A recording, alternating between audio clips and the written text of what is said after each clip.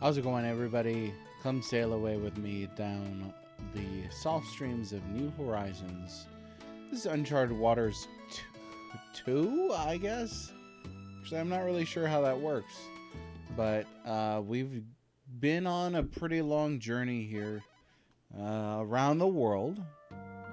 Found, I think, all of the villages.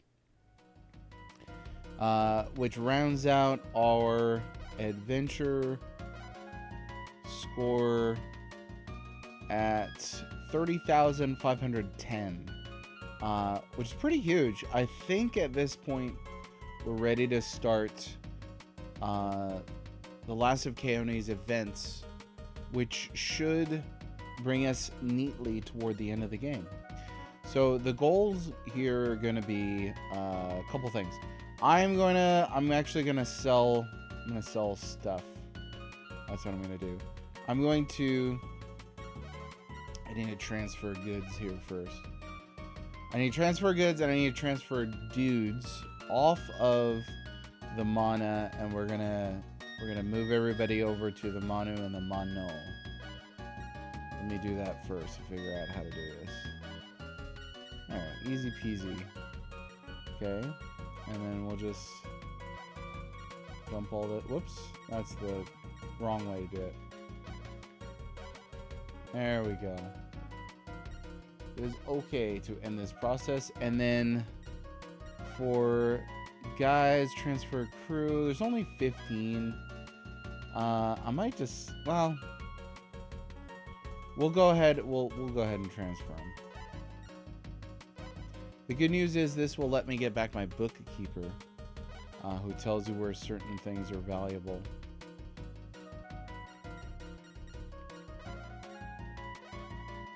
$50 there and 44 here.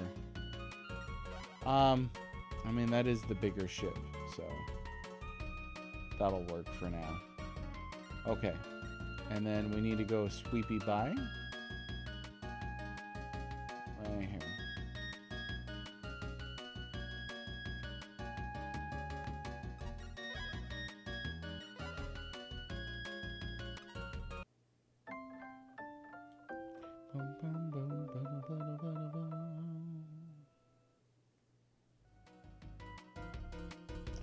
Okay, so now I believe we go to the shipyard. We're gonna try and sell off our OG. It's been kind to us, but it's time to let it go. Ship is okay, but are you gonna give me like a dollar amount? Oh, that's it? Bye-bye. Okay, that's it. That was actually really quick and easy. Ahoy, everybody! Are you guys gonna be? Are you gonna miss saying ahoy when we get to the next game? I feel like I'll miss slightly role playing that like we were all, sailors on a ship together. But James in Major Rage, how are you? Thanks for being here. How's Scarlett doing today, Mage? Recovering from that trip yesterday. And James currently making food. What you making? We just had a smoothie for lunch. And everything's going a-okay. Let's see. I think that's everything here. You'll still say it? Oh, there you go. Oh, dang! Third strongest mole with a Draken reference here. How's it going, Molly? Now, you just reminded me that I just learned recently that we totally could... Well, I could have totally been banned for doing the whole double chat displayed on screen from Twitch. So, whoops. They just lifted that ban recently, so we're good to go now. But yep, chalk that up to not knowing what the heck I'm doing. Better day? Well, that's good. A swift and speedy recovery. And hopefully not getting to that point again. That's on the rough side for sure. Now let me see. I need to get to an obscure Middle Eastern port. So let me see. Not fleet info. Here we go. This is what we want. Oh yeah. Well, that's right. Okay, I need to move. I need to. There's too many options on this. How do you appoint? Here we go. So I want Rocco to be navigator. There we go. And then Enrico is going to be my bookkeeper. No, I guess we can't do that.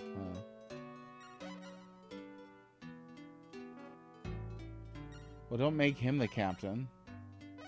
Okay, right there. Okay. And then Mono, yeah. Other than that, I don't know. I don't know how to make Enrico the bookkeeper again. I guess we still need another captain in order to make that work. Oh, that's right. And I was trying to figure out which port I'm going to. Yeah, they couldn't double check every channel, but I Oh, you took your kick chat off your stream overlay. So I guess you can do it now. They lifted the ban on it. It's okay now. I would double check that. I saw a clip that was going around from the CEO of Twitch or whatever. But yeah, double check it now. It should be okay. I don't know. I don't think Third Strongest Mole's Draken reference comment there is going to get us banned or anything. Mole, did you beat Draken? Did you finish that thing? Because that is... first mate. Okay, yeah. So, well, we can't make use of Enrico's ability here, so I'm just gonna swap these guys out and then see if that will let me do the no, still doesn't. So yeah, I don't know how to do it. There's got to be a way. So she says he's navigator right here, but I really need him to be the first mate. And it's not working out so well. So, oh well. It beat Dragon View. Dragon View is way more fun for sure. Draken is a weird game. Points for being the first, the very first RPG on the Super Nintendo in the West, but that only gets you so far. It's a chronically unfun game to actually play.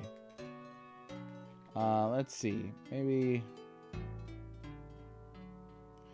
Yeah, there's a port way the heck in there. I think that's it. I think that's the actual port that I need to get to. Dragon View is kind of one of those that, like, it's a pretty competent game. Just nobody ever talks about it, ever. Before doing this list, I never heard anybody mention Dragon View. It's kind of bland, but it has that unique mix of, like, beat-em-up style combat screens. Okay, let's stop in Trebizond.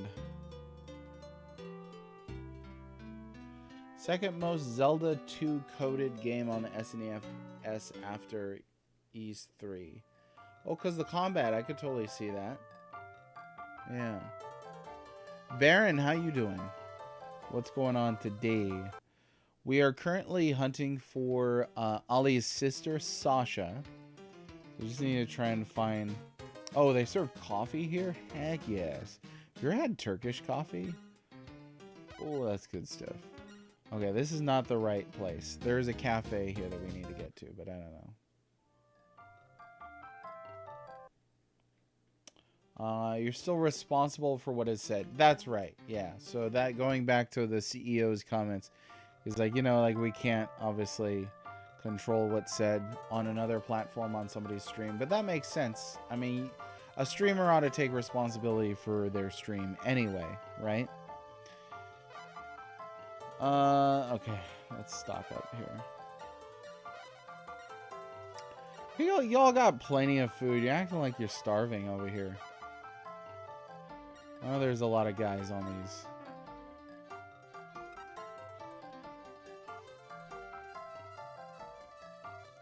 Pistachio coffee. I've actually never had that. We went out to Mediterranean a couple months ago. Had Turkish coffee. This is like 9 o'clock at night. It's very strong. I didn't think I was gonna make it. But we made it. It was good. Here we go. Kaffa. Is there another one up here? Azov. That's gotta be like the furthest in. So let's stop here and see what they got. We go just sending back bugs to devs. Oh, nice. Nice. You do Q&A type stuff? Not Q&A, QA. Q&A. Question and answer. Quality assurance. Get to the kaffa. How's it going, Sarge? I read that in his voice. I heard it in his voice in my head. That's just a dagger. Oh, cool. A very, very important job role. And I mentioned this once. I want to run this past you. This is one of my favorite topics. Objectivity, right? How many people you meet who are like, you know, everything in video games is subjective because all art is subjective, they'll say. My response to that is like, what the heck do you think QA folk are doing then? Like, if there's no quality to assure, why are we paying people for quality assurance? That doesn't make any sense to me. Oh, you got a gift sub to the Major Rage TV channel. You gotta go there, check it out. You gotta go watch Major Rage TV. What's your regular schedule, Mage? Yeah, QA is vastly important. I dislike when the developer kind of foists that onto the audience, aka early access, but let's see. Let's try treating here. See if we can't get any information. No, we did not get any information. So this is not the right port. This is the wrong port. Now I jotted it down. Somebody told me where to go. Let me see if I can actually find my notes.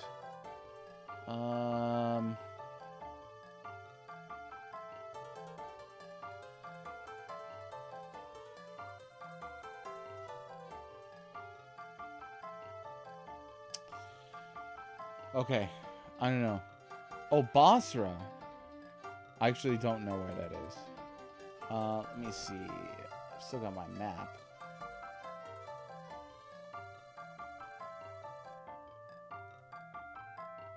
Oh, are you kidding me? That's all the way on the other side of Africa. No. No. Okay, so... Dang it. Dang it, y'all. I'm gonna dismiss some crew then. We're gonna go a little skeleton crew here. Cause that's a ways away. You know what I'm saying? Let's dismiss some guys. I think we'll be good with like 39. Oh shoot. No. It's weird, it's like backwards. You gotta tell them how many you want on the ship. Let's see, I think we can go less than that even. How about 38? Okay, that's fine. And then here, no. No.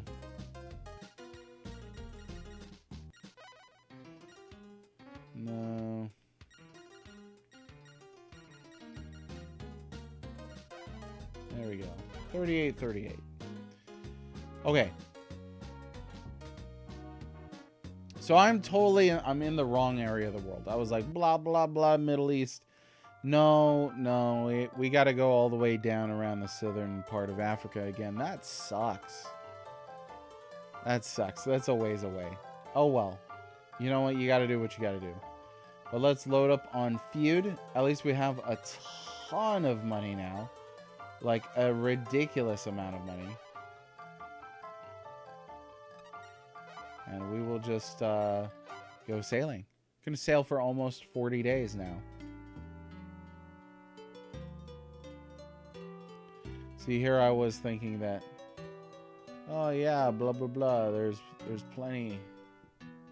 There's plenty. Nope. There's never plenty in Uncharted waters. Except for plenty transportation. So, I mentioned it at the start of the stream. My goal now is to kind of just rush through the rest of the story here. So that's why we're making a beeline for Sasha, Ollie's sister. Aegis, thanks for the lurk. I appreciate it. Yeah, get some exercise. That definitely helps everything. It's a good creativity boost too. What happened to the bearded guy? So we traded him. I sold one of my 3 ships, and we traded him for Enrico. So Enrico is captaining the 2nd ship. Keone's on the 1st ship, and I've got Rocco as the navigator on the 1st ship. So my schedule's been all over the place. Oh, I can definitely empathize with that. Let me go ahead and save here. Because you know how Africa is. It's going to have a ton of... It's going to be a ton of storms. Always a ton of storms. We have a Star Trek review to host tonight. Oh, cool. What's the name of the... So I don't know anything about Star Trek. I'm going to say that right now. But what is the name of the channel? Anybody interested can feel free to go check that out.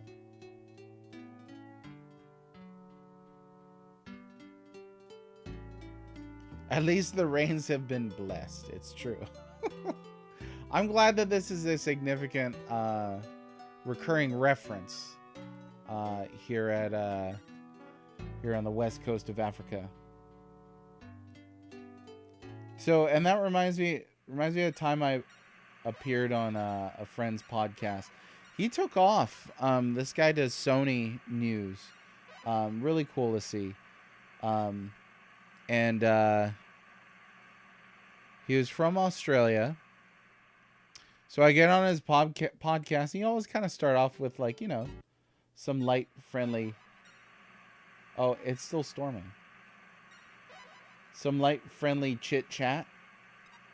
And I asked him if that Men at Work song was like a national anthem. You know,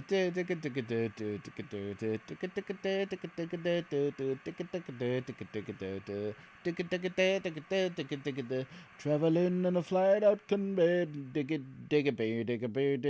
on a heavy trail full of zombies. I met a strange lady, she made me nervous. She took me in and gave me breakfast. And she said, we come from a land down under, you know. And he goes, I think that was more my dad's generation. I felt so old in that moment. I think my heart developed some cobwebs around the outside of it. Just naturally. There were no spiders. It just happened. But that's all right. That occurs sometimes. Everybody's got to age. There's nothing to be ashamed of.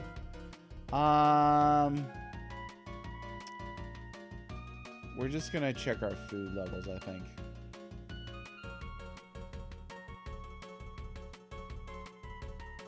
Nothing 100 men or more could ever do. Nice. Yeah, it was good. That was a good setup right there. It's gonna take a long time to sail with a skeleton crew. Let's check. Oh my gosh.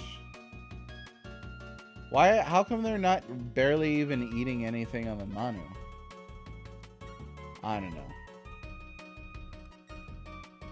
Or can we just not, like, hold that much? I don't know. Let me check this one more time. Oh yeah, it's because we just can't hold that much. So that must be the ship that's carrying my my precious glass beads. So recurring reference in your life too? Oh shoot. There we go. Oh, I gotta repair these ships too. That's what I gotta do. Don't like the song, and Ninja and our friend both sing it or play it when we play games. Oh, okay. So you're not a fan of the song. I like that song. It's one of those, like... Yeah. Song doesn't do anything for me, but... I like the harmonies. Oh, got another double storm here. Never tell friends that you don't like something. Exactly. I have a couple phobias that I barely tell anybody about. Certainly will not talk about them on the internet. People would just, yeah, harass me about that endlessly. That's a friend of mine, New Age Retro Mage. He pops in here from time to time. Shout out to Chris BG. It so happened that he made some folk aware that he didn't like Alf. He was afraid of Alf when he was a kid, something like that.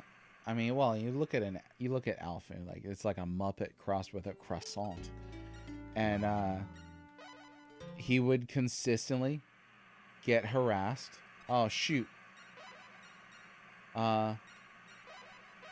With Alf pictures, and I was like, you kind of did it to yourself there, you know? Like you're asking for it.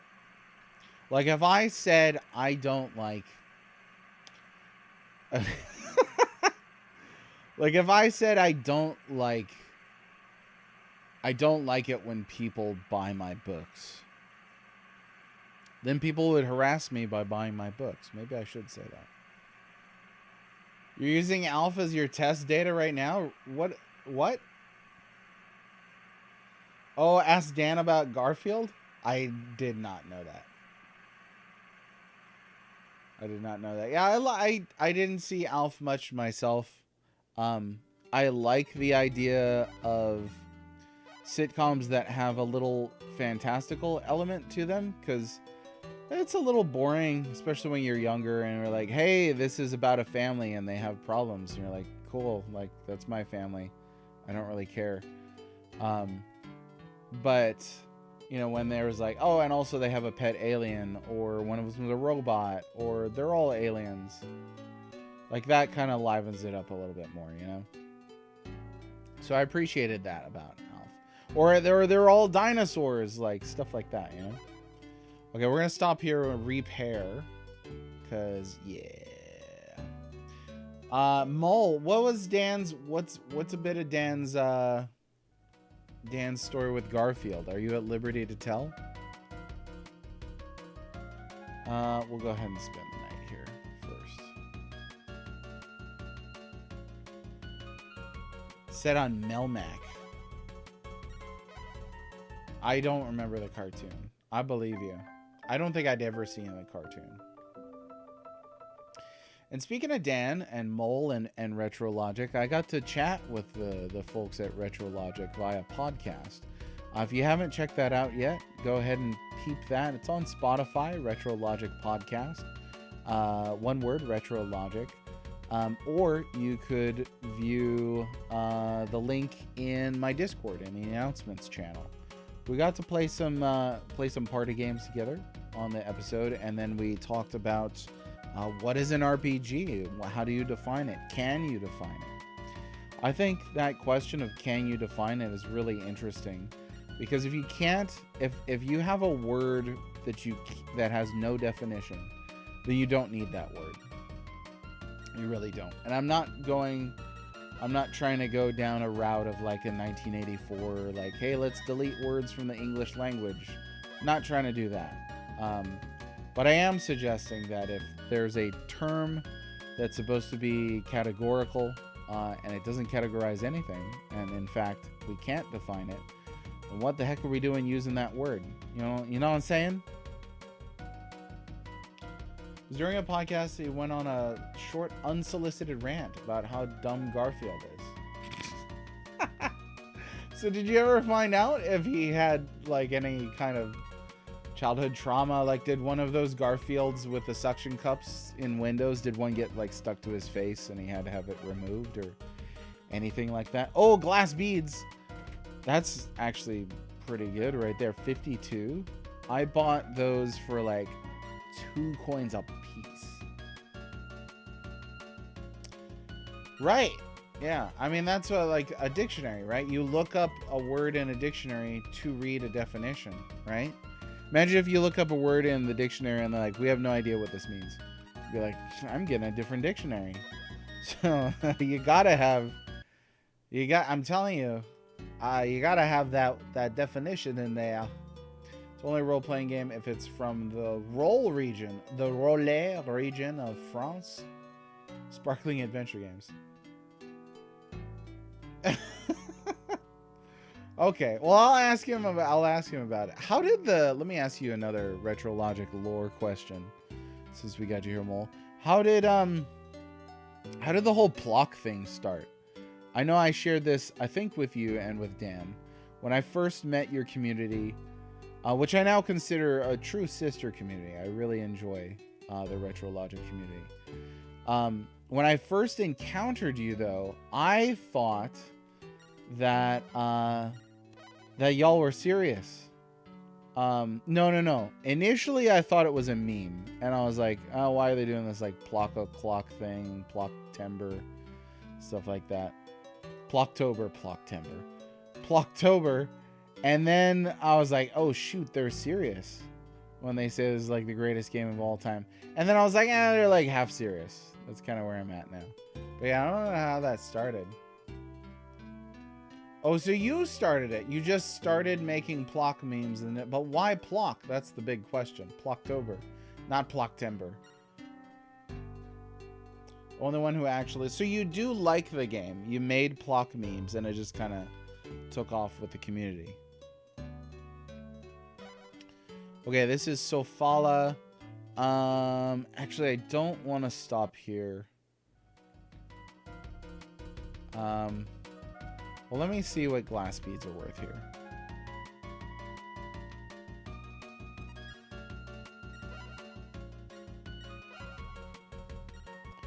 $98? Oh my gosh. Okay, that's pretty good. I'm gonna save here and we're gonna reset if I can't find a better thing. I think Mombasa, Mozambique, one of those Mo names is gonna have a good price on that. And then on the way back, we're gonna bring a bunch of gold with us, not Culamane. Plock is a pretty good representation of a pretty good game that's sort of half lost to memory. Whoops, I passed a town here. Mozambique, let's check this.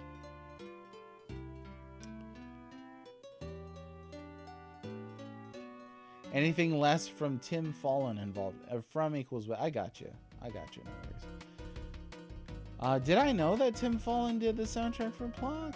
I don't know if I knew that. Dude's great. That's some good stuff. What's he up to these days? Let's see. I think they do gold here. No, it's the next town up. Okay. If this is over 100, I'm gonna sell. Oh shoot, it is over 100. So I bought each glass bead for like 2 coins.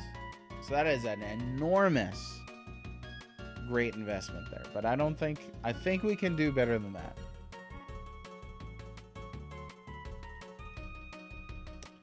Bum, bum, bum, bum. Yeah, and I'm sort of in the middle on that take too. I think that this is controversial. I don't think that every game deserves to be preserved. I think that notable games deserve to be preserved, and that includes good and bad. I would say Plock deserves to be preserved. I mean, games like, active shooter and stuff like that. We don't need to preserve that. We have plenty of documentation from like friggin' Wikipedia pages and stuff like that. But I also think on top of that, that history kind of decides, you know, what is and what is not valuable enough to be remembered. There are certainly some games that deserve to be a little more remembered than they are. And then I think there are some games that are accurately remembered for just exactly what they are. I remember this kind of started happening a little while ago with, excuse me, with, I'm allergic to mentioning this game, Home Improvement for the Super Nintendo. There was kind of a movement to start turning that into a meme game. It was taking off, but it kind of fizzled out. And it's like, yeah, because does that game really need to be remembered as doing anything novel or unique or impressive? I don't think so. I think, you know, I think that's a game that the best you could do for is make some memes. Let's see. Let's go here. Oh, what's up, pillowcase poltergeist? I had one of those in my pillow the other day. I had to call the exorcist. It worked out, though. We had a pillow fight. It was nice. How are you doing, Polty? It's like art. Some of it doesn't need to be preserved. Either one wants as Steam asset flips. Yeah, exactly. In the case of games too, especially, there is a lot of things that are so like hyper derivative that have no real attachment to culture. Like thing with like physical art, right? Like, it seems to me that there's a lot more cultural tradition attached to that imbues it with some preservational value. But if we're talking about, you know, some game where this is a PG stream. But yeah, there are some intense, let's say, not so PG Steam games that are hyper just copy paste that I don't think really need to be preserved. That doesn't have anything to do with art history or culture or reflection of traditions or anything like that. It's just somebody trying to make a quick buck. Ones you have to fight for, I assume. Yeah, Zelda and Mario are fine for sure. Like Pokemon, even if they never made another Pokemon game, we've got plenty of documentation and copies circulating for Pokemon. Oh, Cursed Gold, there it is. That we don't really need to worry about that. There are a couple games though. I also kind of push back against this idea a little bit because of the Q64 community. I've mentioned the hostilities there previously, but it's a total example of where the game is all right. It's kind of bad. It has some decent ideas, but turning it into this, you know, thing that's hyper popular because of a bunch of memes doesn't really do anything for the game. I mean, it popularizes it, but does it need to be that popular? I don't think so. Former ROM'd up manual scans and whatnot. I'm not sure what much more is all that necessary. So yeah, what would you say? Like, I don't think Home Improvement deserves it, or like Wayne's World or something like that. But why would you say, out of curiosity, that Home Improvement deserves to be preserved? Eating some pasta? Oh man, is the pasta also got poltergeists in it? Poltergeist pasta. Sounds delicious. Okay, we held out. 105 is pretty good. I'm going to go ahead and sell these off. Again, I bought these for like 2 coins each. So that's an enormous profit there. I am going to buy gold from here on the way back, pretty sure. Oh, it went down. Sweet. Yeah, but we're not going to get that now.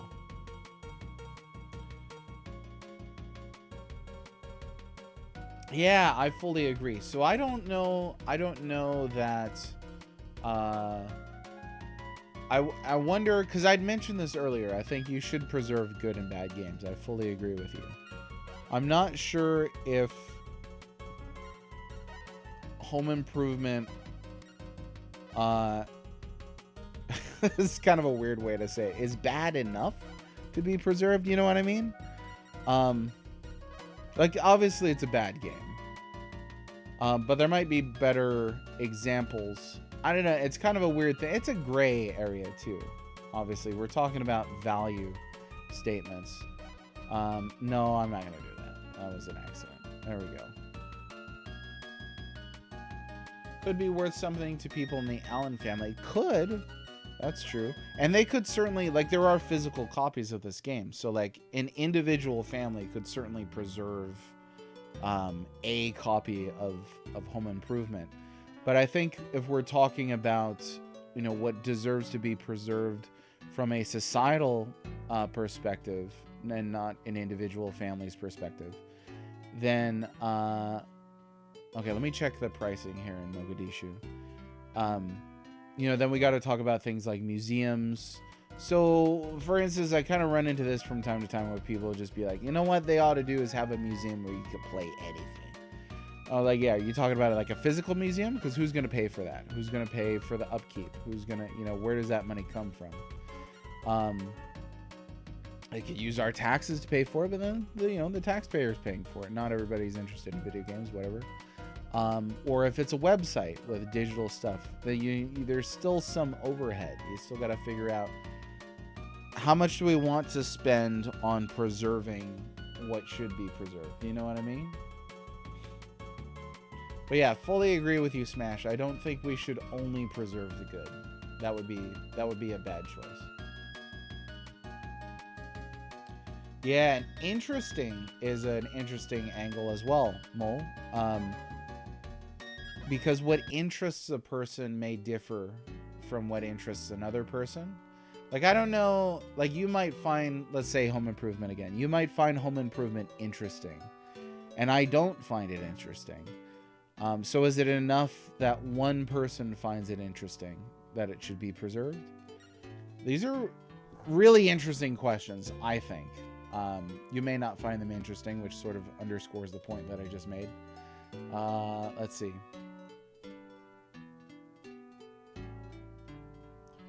Boom, boom.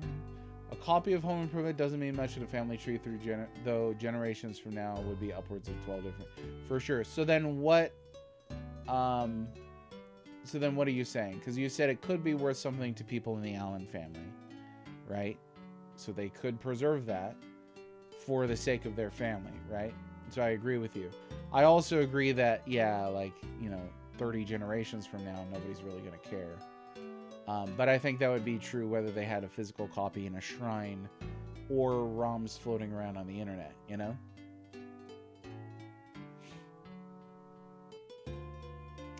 It's an interesting set of questions, too, in light of the History Week that I had going to the Alamo, seeing the extent to which people were preserving physical things that had historical significance attached to them.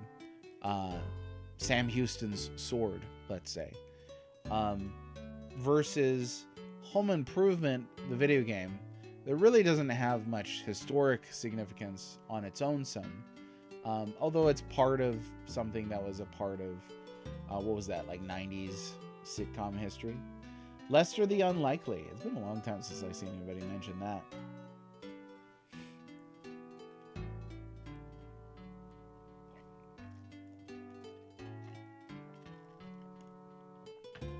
Alright. Where is this place that I'm trying to get to? Yeah, we need to go further up north still. So I've noticed on this game, there are stormy areas. I rarely encounter a storm in the more moderate areas, just like the real world. So there's some element of RNG that is affected by the area in which you're actively sailing. Now this is pretty far in. We got to go all the way to Basra, right here. Okay. Now Ollie's sister should be here. No, I'm not talking about games put into a shrine. That was sort of a tongue-in-cheek reference to a physical copy that I mentioned, right? Which is a form of preservation, certainly. That's putting something into a museum and having a curator look after it. In this case, that would be the Allen family. It's the data on it that is the real art. Yeah, I mean, you've got some of that, right? So, like, I think you could preserve, you know, the box. You could preserve the cart. There's a Game Boy that I saw in a museum that had survived a bombing in the Iraq War, and it was in a museum, literally in a shrine. You know, that's essentially what that is. The data that, you know, the software you could play on that Game Boy is more important, I think, than the physical Game Boy itself. Yet it's attached to a specific historical event, you know, that I think imbues it with some extra value. Same thing with a copy of a Game Boy that I saw that had been to the moon. You know, so there's degrees, there's a whole range of things there to consider, I think. But yeah, I was trying to comment on your point about it might have value for the Allen family. In which case, my response was, well, then they can preserve the game for their family. But I don't think that means that I should preserve the game for their family, because I'm not in their family. It doesn't have value to me as a member of the Allen clan. Ho, ho, ho. Because I am not. You know what I'm saying? So that was the only point I was trying to make there. Let's see. Oh, yes, we need to go to the bar. Okay, we got a little event here. This harbor is in the Middle East. I wonder if that girl's here. Well, I think we should ask the cafe owner. Excuse me, is there a waitress by the name of Sapha in this place? Sapha? Why, she's the best waitress I've got. Whew, we found her. We'd like to talk to her if that's all right.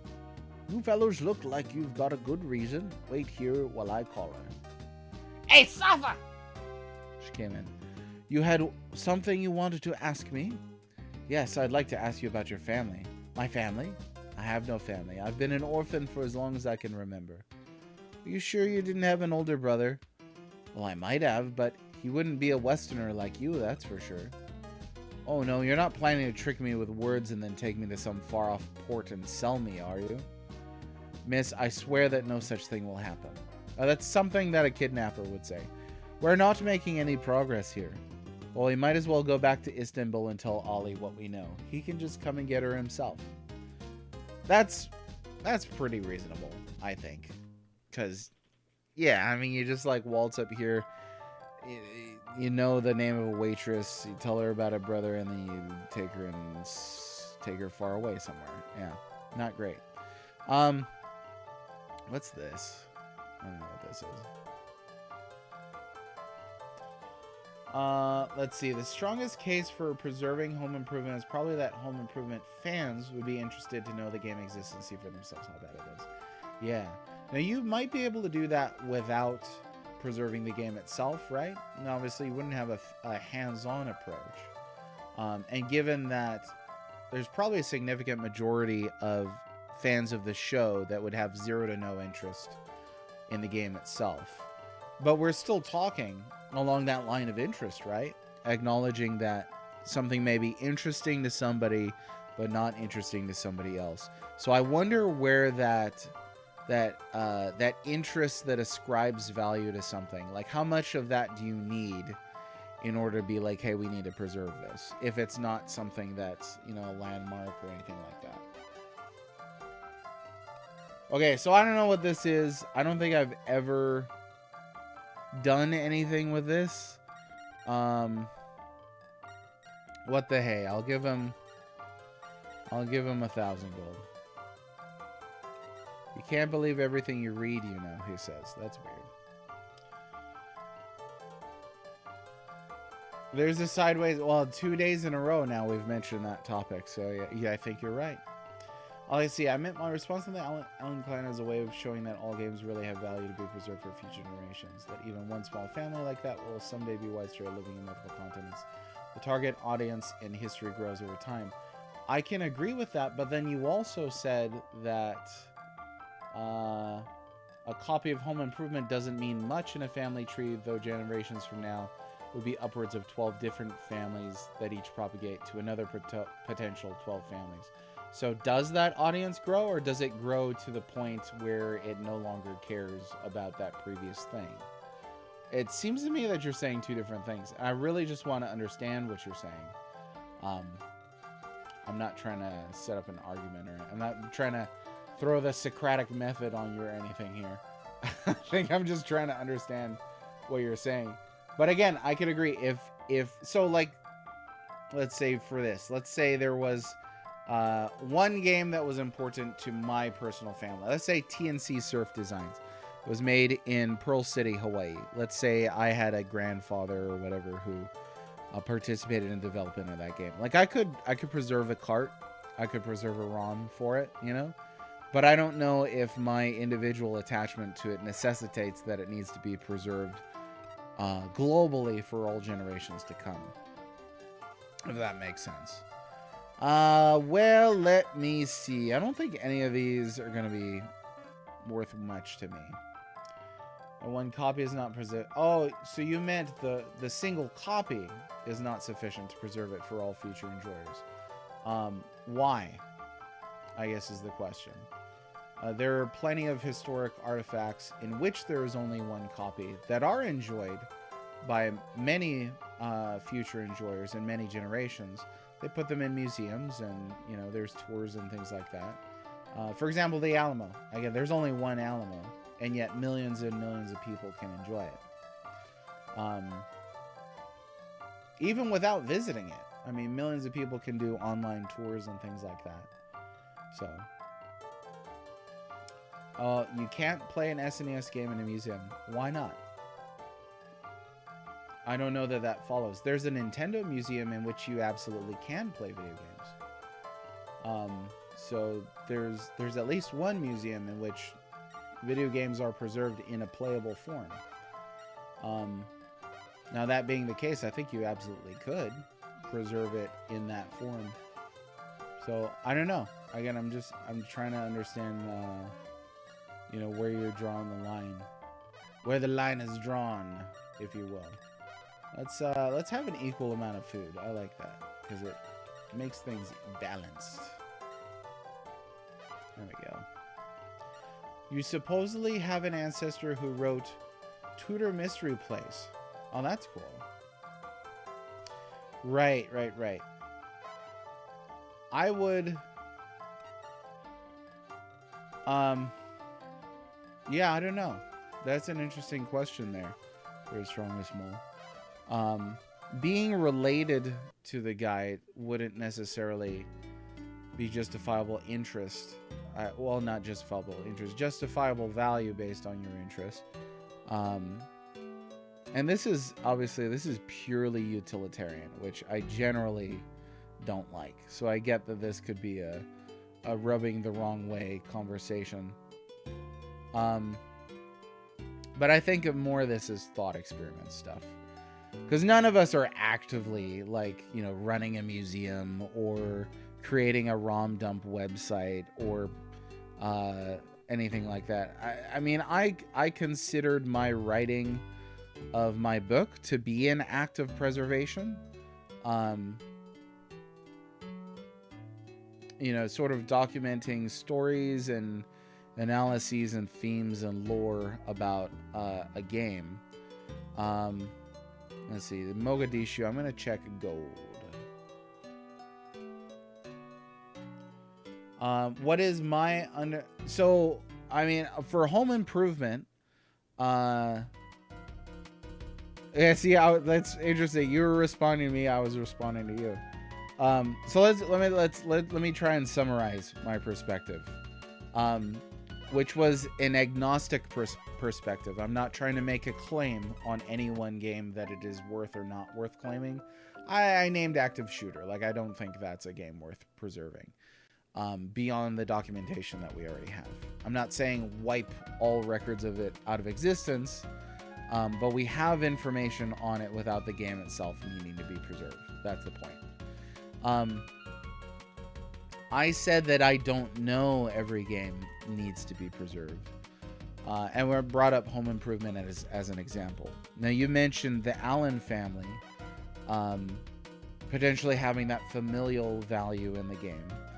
Okay, next town. Which I think is interesting but it's still only a single group of a single family for interest. Now, in the future, that family will grow into multiple families.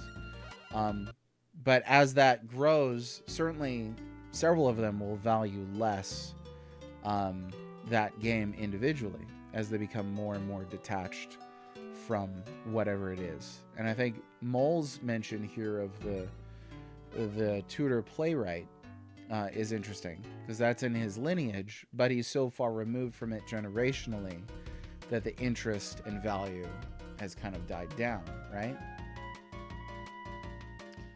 There's an element of how difficult a game is to preserve too. Oh, that's interesting.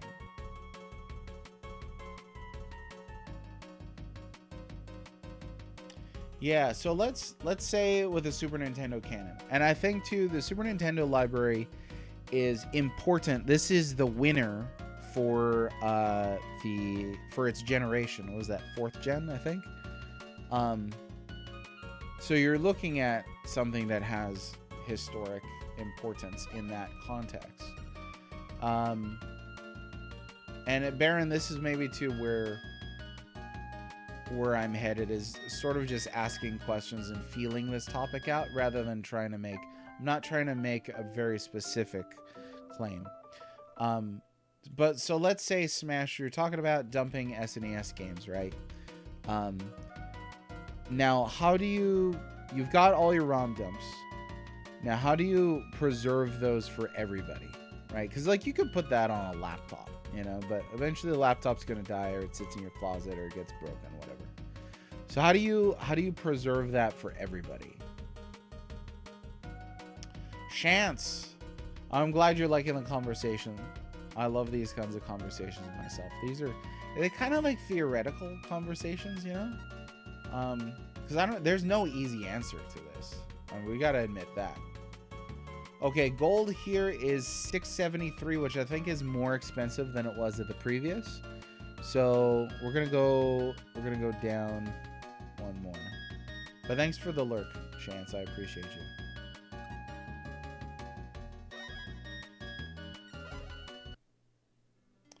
Like the sort of thing archive.org is for. Put it on a server for long-term storage, right? Yeah, I think so.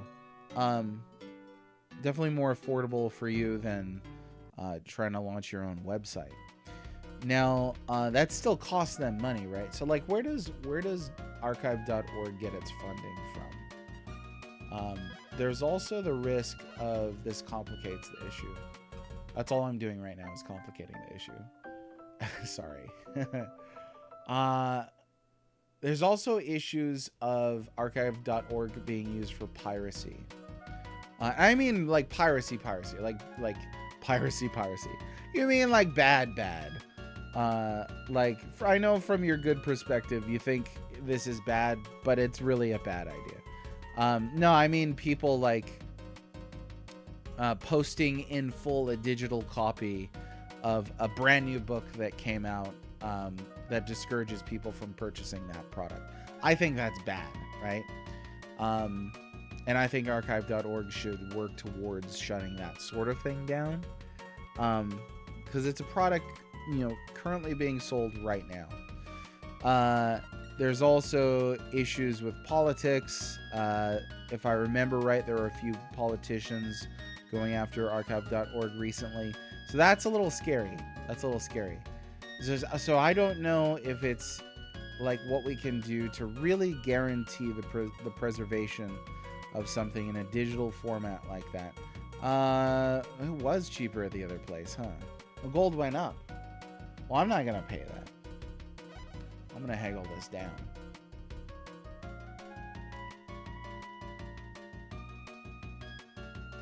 Yeah. Let's see.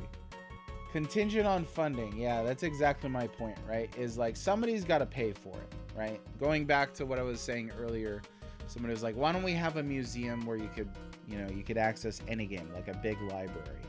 And it's like, yeah, that'd be great, but who's going to pay for it? Somebody's got to pay for it.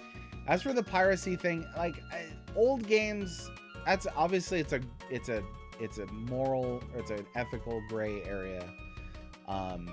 You know, you might find like abandonware that like nobody's gonna profit off of, right? But I think that's a different. It's the same thing, but it's also different from, you know, something that's downright bootleg, like it just came out or it's about to come out, and this is what shut down Yuzu. You know, they were like, hey, you could get Tears of the Kingdom before it comes out for free.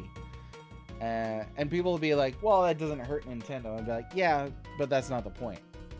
I still have the same ROMs downloaded 25 years ago on a USB stick. Yeah, and there's a couple things there, right? You could lose the USB stick. The USB stick could get corrupted. It could stop working. I had a couple things like that, and that happened to me. So I don't know. But yeah, if it's important to you, back it up on long-term storage. That's probably the best summary of this conversation right there. If it's important to you, you could work towards preserving it somehow. Let's do this. 645? Heck yes. So, oh, we almost made a huge mistake right here. I need to buy food first. Pirates! Pirates. That was my impression of a Tim Curry laugh, ladies and gentlemen. Thank you. You're welcome. Everything, yeah, there's Moth and Rest. How do you battle that is part of what I think is really interesting in this conversation.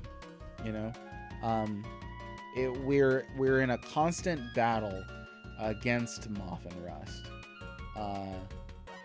and how to fix that, how to navigate that is tough. Well, I don't need that much. I'm gonna unload here. Darn it, I shouldn't have bought so much. That's my mistake.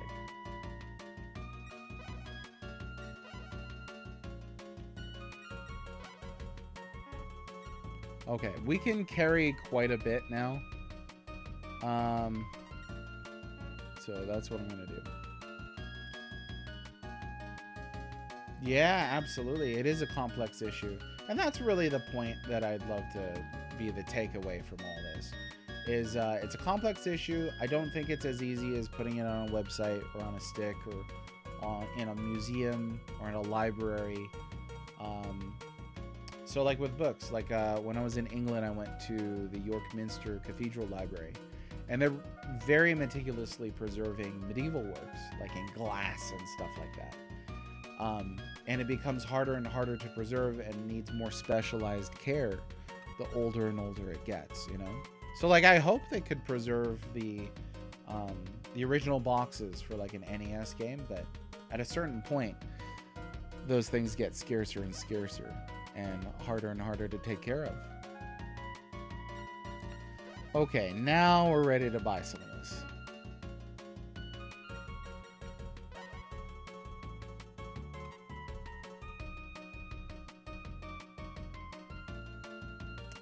Right, there's Sarge, yeah, there's got to be an availability kind of angle for me, at least, for that to be a super serious issue.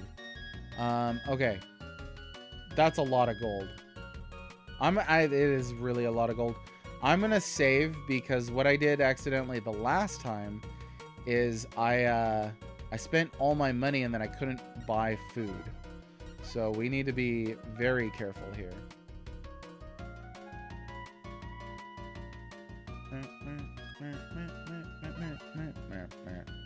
Sorry for this, just doing this over and over again. I'm trying to be real careful.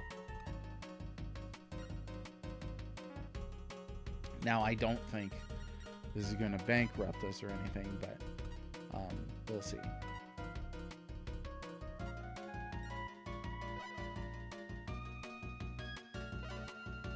Oh yeah, no, we're good. Oh man, it bumped up. That is definitely expensive. Can I get that at another port? Or maybe I could argue him down again. Let's see.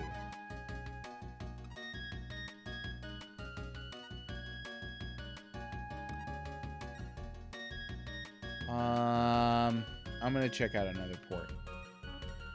The one just north of here.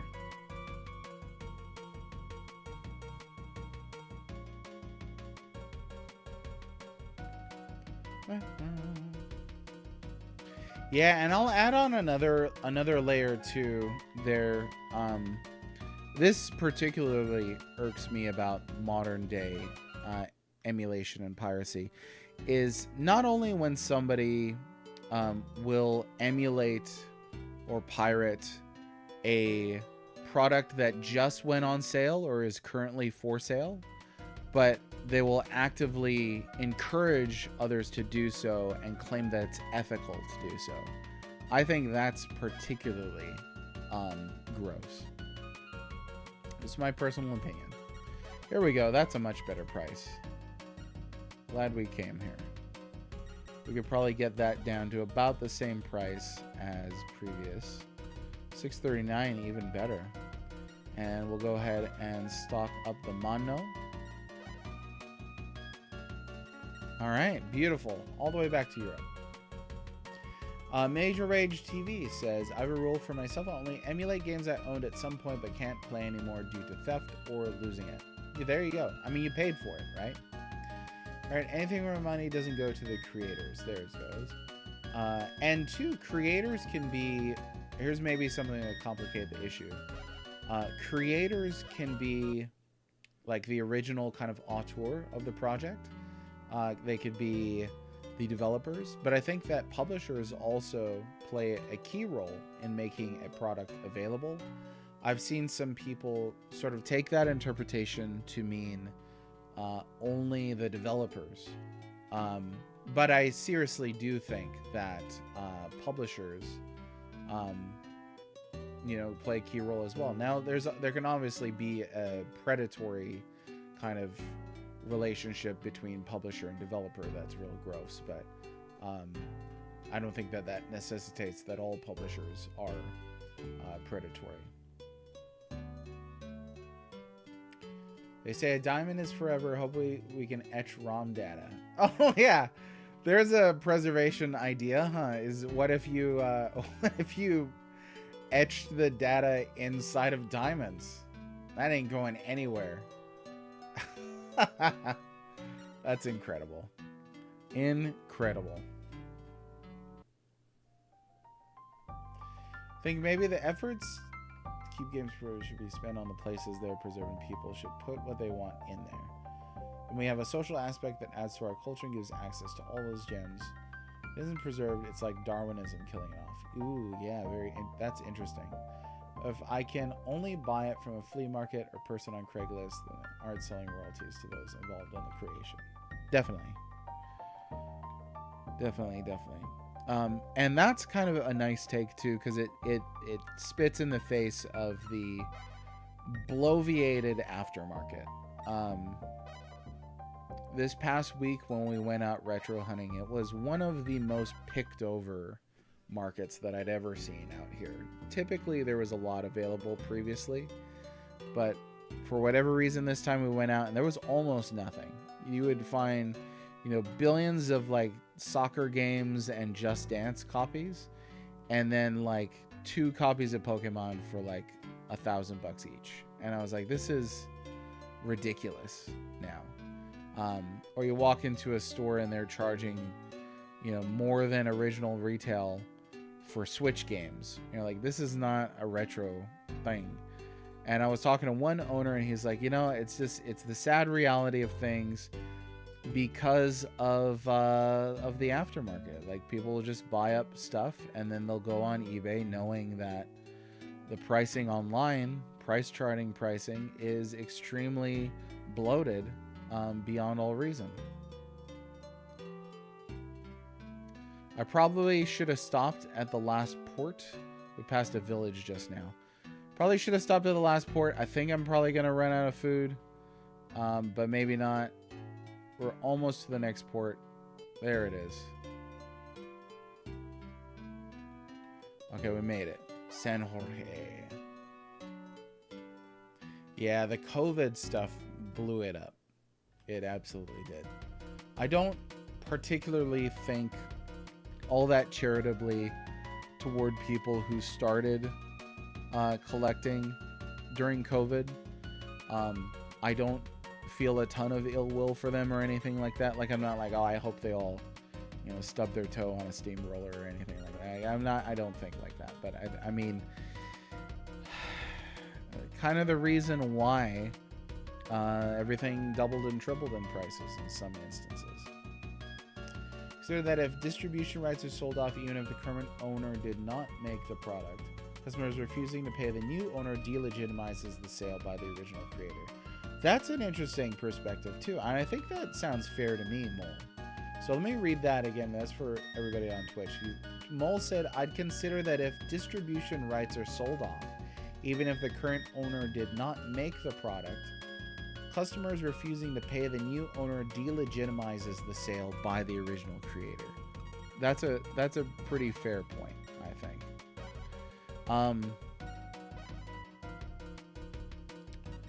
So yeah, it's creators in terms of rights holders.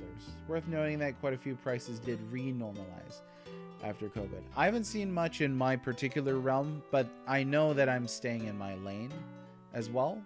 You know, like we're gonna save here. Like I'm typically collecting Game Boy, NES to a much lesser extent, but Game Boy, Super Nintendo, PS1, PS2. That's typically everything that I collect.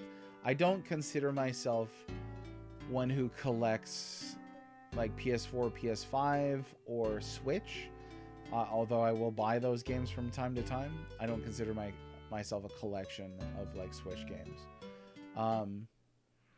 Oh, trying to get me with that weather. But I know I've seen ridiculous prices on Switch games. Like a Switch game will be announced, and then on eBay, some guy's like $1,000. Like, are you kidding me? I'm gonna be able to walk into a GameStop and pick this up off the shelf for 40 to 60 bucks, maybe 70 bucks.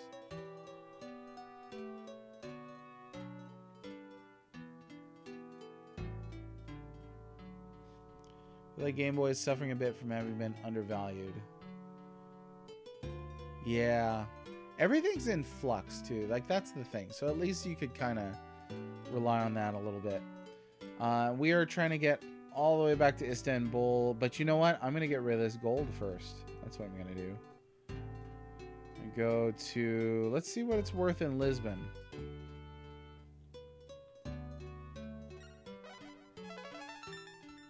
And again, I bought this for $645, $638. You know, I'd started pumping everything in the price charting, and I haven't looked for a long time. Hopefully that bubble kind of bursts, but there's an immense demand. Oh my gosh. Yeah, that's pretty great right there. Okay, so I'm just gonna sell this off. Oh, I'm gonna save it first because I don't want to accidentally reach the maximum here. So that's roughly twice what I've got. I track everything on my backlog with infinite backlog, which I really like. I think I've got around 1,040, 1,060. I tend not to count digital stuff, like things that I play on like PSN using PS Plus, or things that I played on Game Pass, stuff like that. There's a lot of sub services where you have access to games, but I don't really count those as part of a collection. Yeah, for physical stuff, it's around there. So you're just talking about physical tools. So 2,000 games is a lot of games physical, for sure. What do you own the most of? Like, which systems do you typically collect for? I used to, before I moved from California, I used to collect everything. Like, anything that came my way, I was like, yes, interested. I stopped doing that when I realized there were a lot of things that I would never play and I was not that interested in. Anyway, stuff like Genesis, not a huge Genesis fan, so I decided not to not to continue collecting that. We'll be able to sail just fine. Like I still have Atari and Intellivision stuff. I have like ZX Spectrum stuff. Like realistically, am I gonna play through all that? No, I don't really need to own it. I should find a home for it someday. The Intellivision stuff is really cool. It's in box. Some of it is still sealed. Like I think that's neat, but like I'm never gonna open it and mess around with that, you know? Yeah, 300 NES carts is a lot of carts. That definitely is. Like, what was the size of like the North American library for NES? Like 600-700 games? Well, you just rebought an Intellivision. Well, let me know if you want a set of complete in box stuff for that. Let's see. What did I come here for? Oh yeah. Yeah, this past October, I seriously considered selling all of it, like just getting rid of everything. Let's see, what's the price here? $10.89 is great. I'm gonna save one more time, ensure we don't go up over 718. What did I say? 700? Hey, I was right. That's not too bad.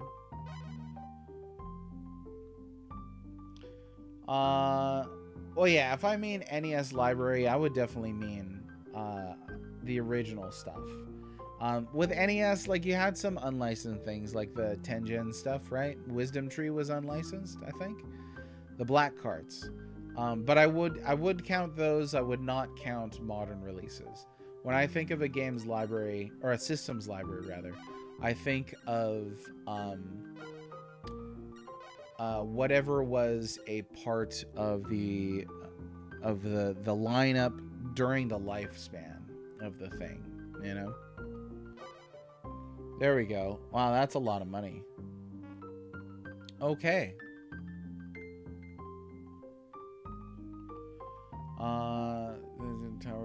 So have you played any of that? How does it play? Or are you gonna make that like a you don't really touch it kind of thing?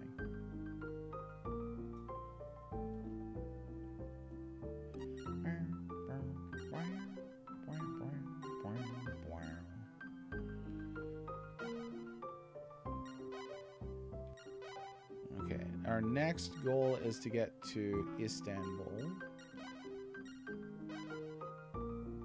And let Ollie know we found his sister.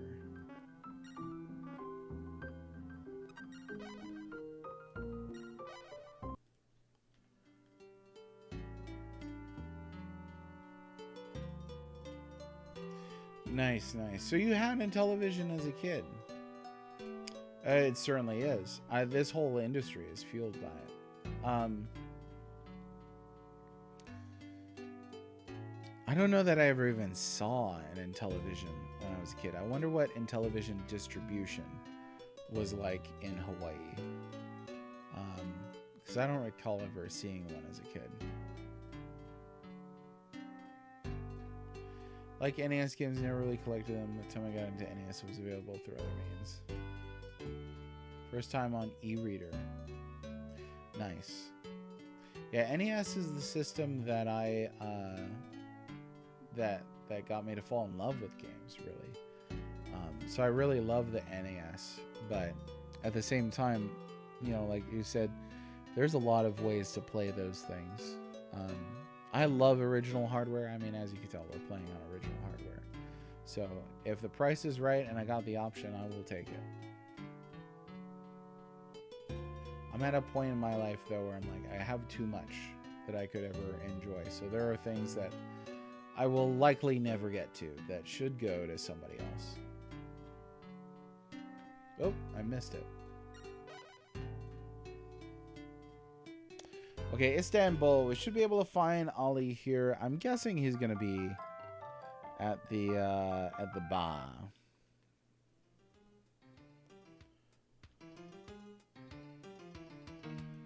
Say, have you ever heard of a trader named Ollie? Just a moment, please. Salim, there's some men here to see Ali. Oh, you too. It's been a long time. If you're looking for Ollie, he's at the lodge. Thanks, we know the way. Oh, he seemed like a happy guy. So all around selling obscure video game hardware? I wonder what mods exist for this. Like, has anybody created like hacks for this game? What did he say? Oh, the lodge is right next door. Running a retro store, yeah, that sounds really hard. I've thought about it before. I can't imagine what running a retro store is like. I would love to run an arcade. That's what I'd really like to do. But I don't have the mechanic or engineering expertise to maintain that stuff. Keone, how you been? Did you find anything about Sapha? Well, we found a girl named Sapha, but we don't know if she's your sister or not. We went to see her, but she said she's been an orphan for as long as she remembers. I see. I'll go and see her myself.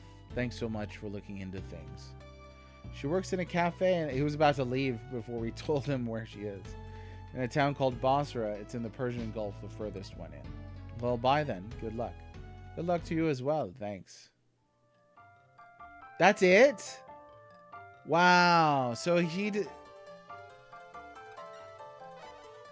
doesn't actually give us anything for all that, but that advances the story. Well, okay.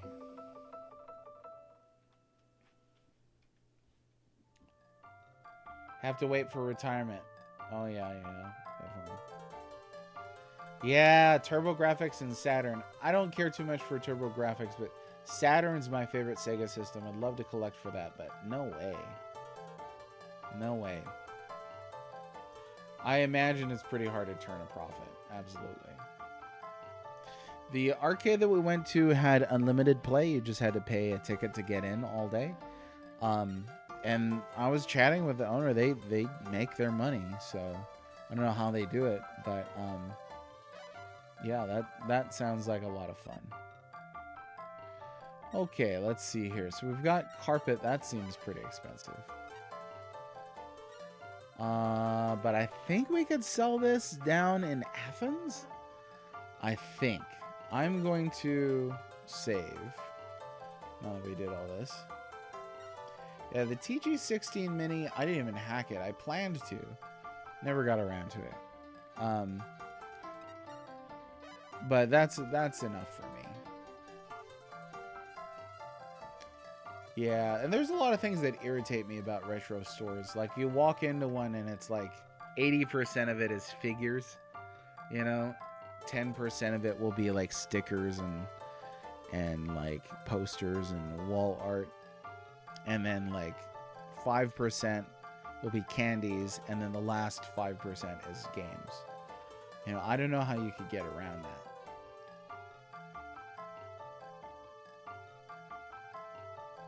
Saturn is a great system, but I really like the mystique of the Saturn. Okay, we're gonna buy. Well, I don't need to do this though. I mean, I've got so much cash right now. Really, what I could do is build out some friggin' ships and buy like tons of cannons and crap like that, but I don't know that I need to do that right now. I really don't. A little on the lost side. I'm thinking I'm gonna wait on that, especially until Ravaging Justice or Kupo can get in here again and give me some pointers.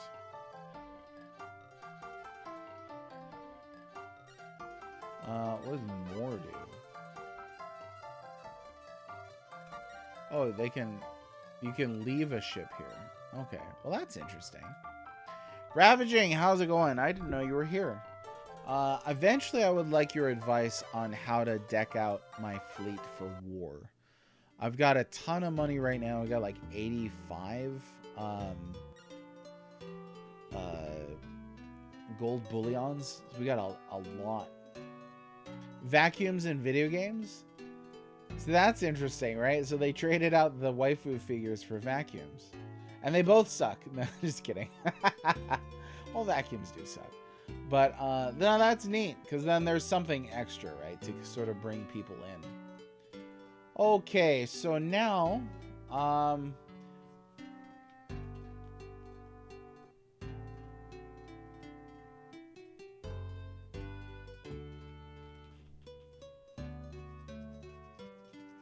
now I need to go to a place called Masawa, I think.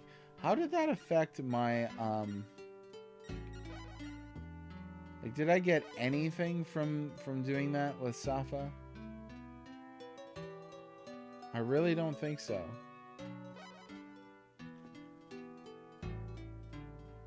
I don't know. Okay, we're gonna go to Masawa and see if we can figure out what's going on there. Look at my ports. Hopefully it's not on the other side of Africa again. And it is. Oh, the Crusader armor. Okay. All right. Yeah. So walk me through buying the best dueling gear. When they split half the store into a vape shop. Oof. Yeah. Yuck. That's the retro store equivalent of jumping the shark right there. Okay. So the armor is 600,000. I currently have 85 gold bricks, so we should be able to afford that, I think, right?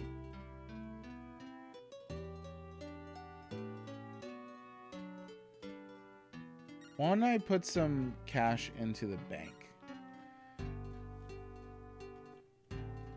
just in case we need it. But yeah, where do I need to go for the Crusader armor and the sword? Do they have a bank here? They ought to have a bank here. There's a bank.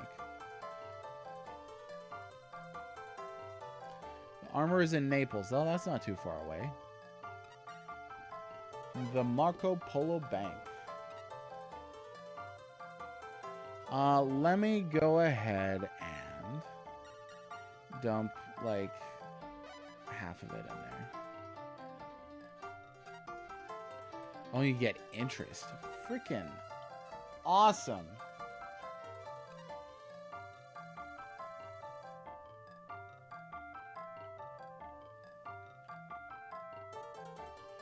You have to get it from the black market. Okay, at night. All right. Well, let me buy up some carpet here.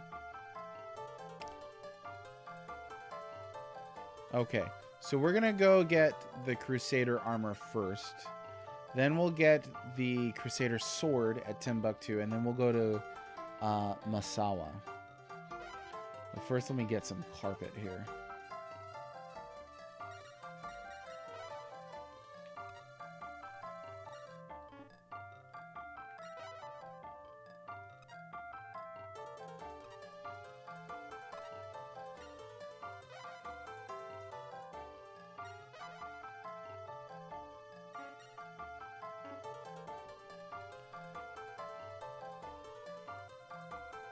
Oh, nice. You just did a playthrough of this one?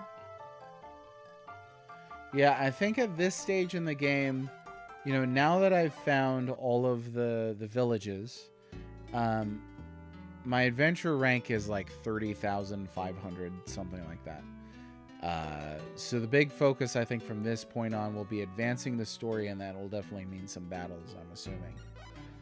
We're going to stop in Athens.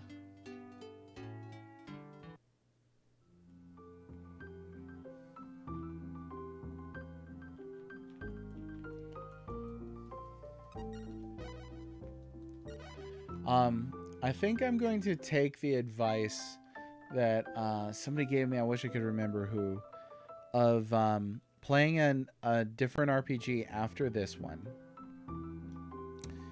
And then at some point coming back for the Catalina campaign. Because I think piracy would be a lot of fun on this.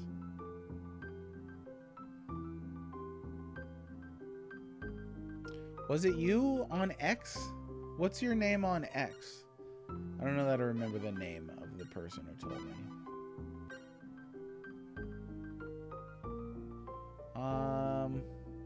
Is this where you're supposed to sell carpet? I think I screwed it up. Oh, it's your real name. Oh, I gotcha. Are you the guy in the Discord too?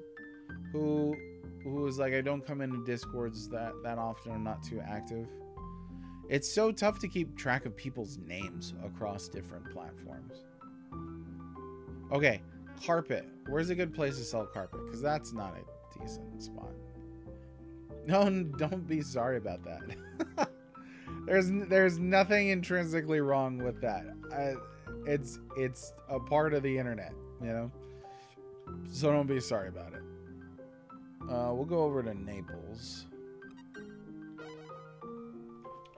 Anywhere in Western Europe. Okay, so I'm going to hang on to that for a bit. We'll go to Naples right now. Not too far away from here. Oh, yeah. That's plenty. Y'all are just greedy. That's all. Greedy for that food.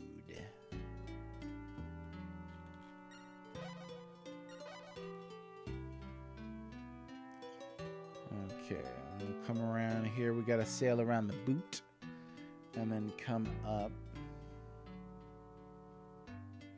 Can't remember what it was that I was buying in Istanbul and then selling in Athens. Maybe it was artwork.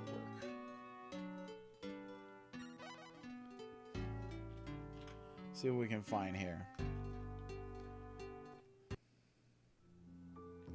Perfect. It is nighttime. Let's see if we can't get to the midnight market.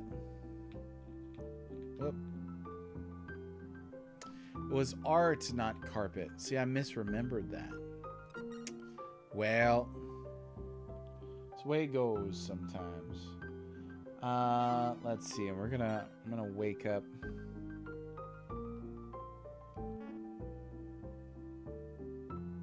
$1 a.m. What the heck?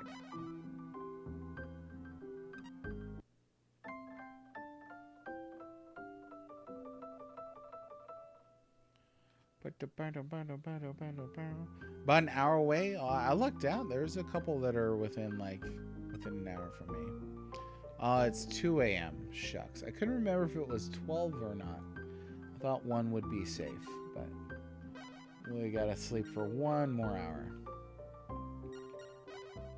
Imagine checking into a hotel for 1 hour.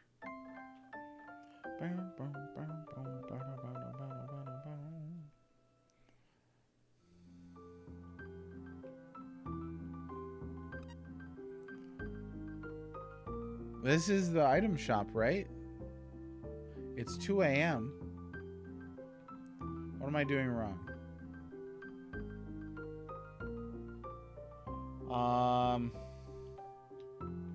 I mean, that's right. Oh, that item shop. Bwah, bwah, bwah. Where is it?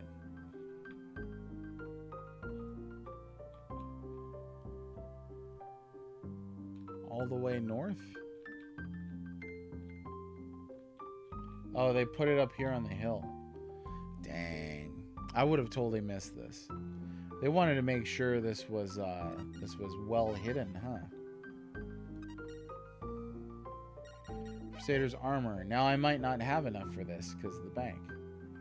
Armor that made the famous armor Montaguinus made to order for Afonso, the founding king of Portugal. We do not have enough gold. Okay. Let me try this again.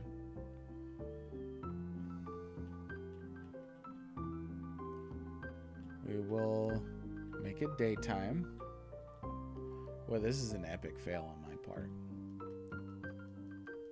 I apologize. Well, I have a question for everybody. So this is following yesterday. I'd asked about what you would be most interested to see in a book on these RPGs, if you were to turn to your favorite chapter. Now, I kind of want to ask the converse of that, which is, what would turn you off if you were to pick up a book on, let's say, your favorite video games? We can make it a little broader there. If you were to pick up a book on your favorite video games, you know it's going to be essays by the author, a chapter a game. Uh, what would be the biggest turnoff? What would be you're just like, I don't want to deal with this. Like, I don't want to read this. What would that be for you? Oh, bashing a Nindo? It's a good thing I didn't do that.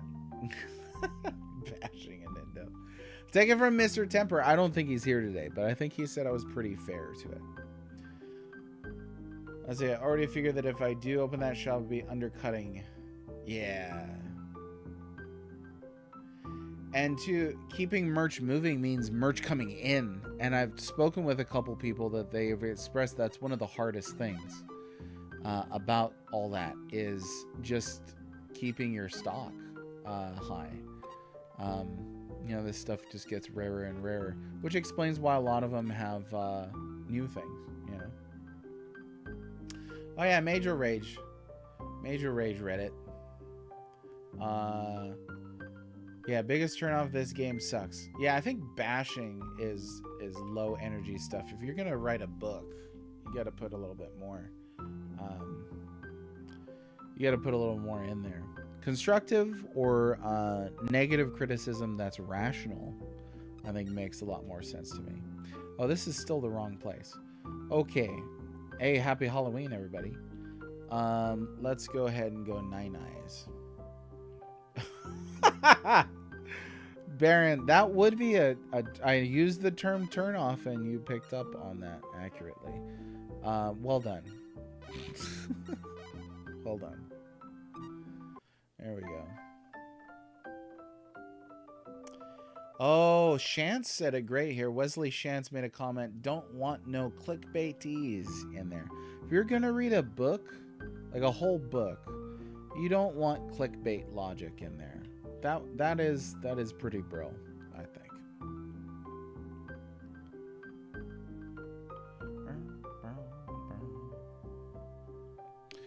Everybody's got their favorite games. For Ravaging Justice, it's a Nindo. For Aegis, for you, it's Final Fantasy IV. There are certainly negative criticism that you could make towards Final Fantasy IV. I don't particularly think that game's perfect, but I do think that game's spectacular. And in many instances, flaws are an integral part of what makes something so interesting and have so much personality. Unless you're Chrono Triggering, you're perfect. No. Okay, we got the Crusader armor. Yeah, we'll put it on, sure. Sweet. Okay, now we need to go to Timbuktu, I believe it was. Another turn off, your favorite version of this game is the worst version? You'll have to elaborate on that. Actually, I don't think I know what you mean. I have heard people literally say your favorite game is terrible. That's kind of a perversion of clickbait lingo. Sell the letter. Oh yeah, we'll have to sell the armor. I'll take care of that when we land at the next place. Chrono Trigger, it me. Yeah, annoying things and actual criticism, I think, can be two different things, right? Like, just like somebody can enjoy a bad game, somebody can not enjoy a good game. So I'd like to see whatever it is that annoys somebody, in any of these games, be backed up with some form of rational argumentation. Okay, Timbuktu, all the way friggin' in this West Africa. I gotta go there again. Okay, here we go. How are we doing on supplies? We're fine. I'm gonna land. It said Western Europe, so maybe we'll go to like Marseille or something like that. We'll sell the carpet.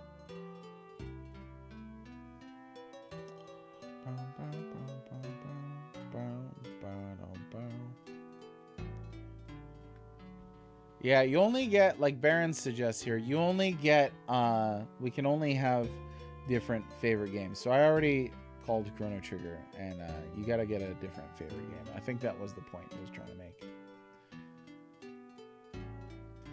Clyde Mandolin. Nice shout. Seville, not Marseille.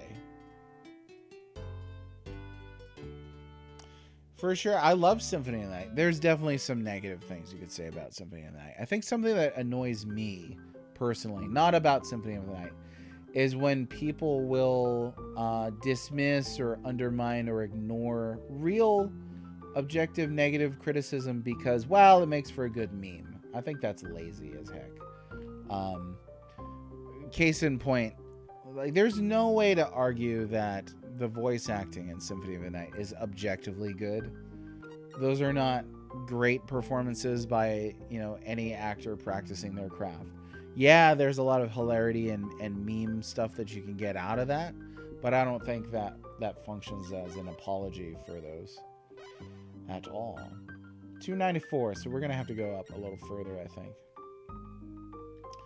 So it recommends the PSP version, but bashes the DS version. Yeah, that sounds like well, let's go ahead and sell this thing. That sounds very chip on your shoulder type stuff. Not your shoulder. In the hypothetical author's place. It sounds like a very chip on the shoulder type thing. Something I tried to avoid when I was I mean, I guess I'll sell all of these things too. Tried to avoid when I was writing my thing was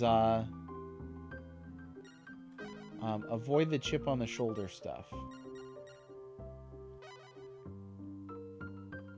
Anything I think that can be perceived as sort of like a private pet peeve that becomes the entire basis of somebody's reasoning is, I think, real weird.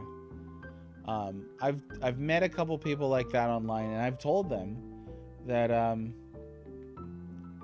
like, I don't have to care about your pet peeve when that's all it is, you know. Okay. Finally starving over here. What the heck? We'll stock all the way up. We're gonna be going to South Africa anyway.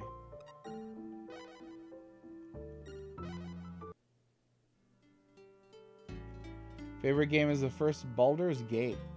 Cool.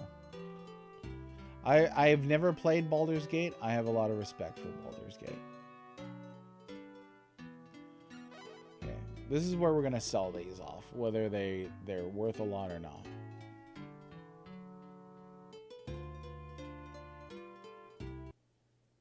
I can't remember what I said, Baron. I'm sorry. Sometimes the words just come out. It's really hard to stream. It is very hard. Okay, we'll go here.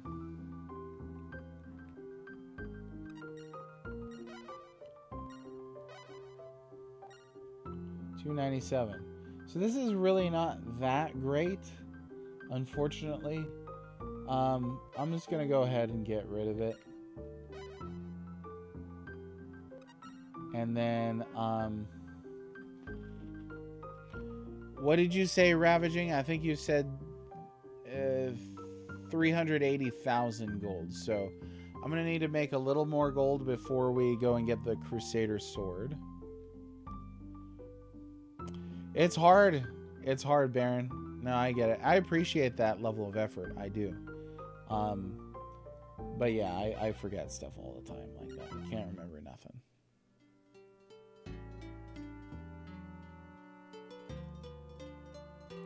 Okay, I'm going to go back and do some art selling, because I think that'll be an easy way to make some quick money.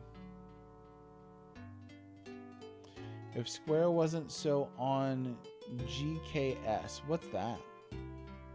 I don't know what that means.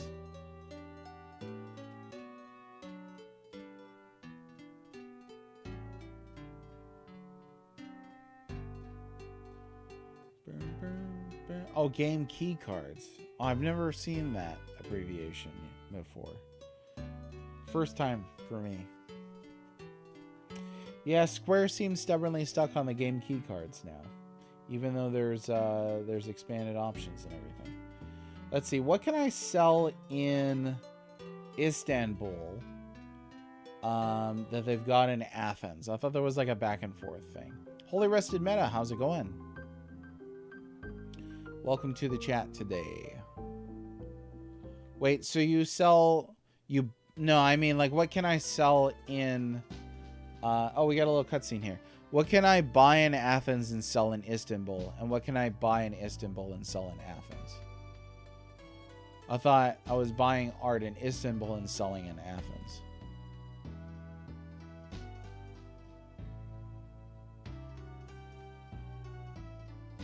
GK Chesterton. I'm not gonna lie, that's where my brain went to. I don't know. And then I was like, maybe it's a gecko thing? I don't know. Work in normal stuff? Okay. Buy carpet in Istanbul, stole the carpet in Athens. So I couldn't sell the carpet here in Athens. It was barely worth anything here. And I don't know why. It was kind of weird. But we'll do the art in Istanbul. That should be easy. Hey, Ali, long time no see. I wanted to thank you because of your searching. I was finally able to meet my sister again. Oh, he booked it to the other side of Africa. That's great, Ali, but of course I had a good reason to search. I owed you one. That's right. Did you ever find that girl from Lisbon? No, nobody's seen or heard anything. I've half given up. Well, since I haven't heard anything about that female pirate, maybe they shipwrecked somewhere. Don't say things like that. You can't give up hope. It took me over 10 years to finally find Sapha. I guess you're right. But aside from that, what brings you here? I heard that you were looking for me. I was. Do you remember what I said to you a long time ago? No, what? A smart merchant won't do anything if there's no profit involved. But thanks to you, I finally found my sister. I never paid you for what you did, so it's time to settle my account. You take your debts pretty seriously, don't you? But I'm not in any need of money. Don't be silly, we actually are in need of money. A smart merchant never wastes money, even one piece of gold. Get a weird sense of pride. You just don't understand my money-making mind, Professor. Anyways, Keone, you want to know the secret of Atlantis? Oh! An Italian adventurer told me where you can get some answers. Is that so? Where? Do you know the port of Massawa? It's a port on the African coast of the Red Sea. From what Sapha told me, the legend says that the people living there sailed for many years before settling at that port. I thought that this information might help you out a bit. But don't tell anyone that you heard this from me. You're the only person I've told, so consider my debt settled. I understand. Thanks for telling me. And like I said, don't give up hope for Lucia. What do you think, Rocco? Well, I don't know what to think, Captain, but it sounds like it might be worth checking out. I think so. Okay, that's our clue there. So now we're good. We're good. Atlantis. So I don't know if it's in this. No spoilers. But we are the goal of this character's campaign is to find the secret of Atlantis. So let's see. Okay, let's buy the art here. NPC trading. Darn NPCs.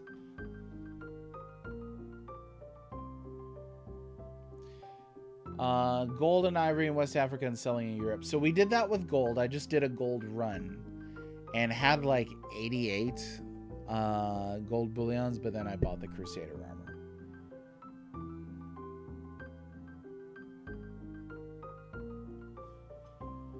I really don't want to do the gold trip again. I really don't. That's the only thing.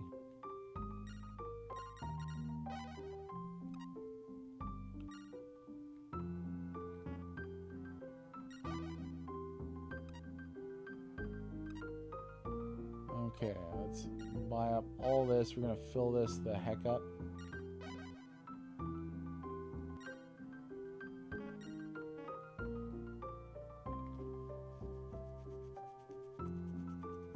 It is a long trip. Well, hopefully we don't need to go that far. I would love to wrap this up sooner rather than later. And making really long trading trips sounds like a heck of a long way to go. So if you've not played this one, this is on Switch Online. Holy Rested Mana, it's right. This game could definitely benefit being a lot easier with the save states that you can use on Switch Online. you get only one save file in the original version of the game, which makes it quite difficult. And it has some fairly brutal RNG as well. But this is a really elegant, fairly accessible simulator. The most accessible Koei game that I've played. And I would recommend it. It's a hard recommendation because of the type of game that it is. But I would recommend people try it out for themselves.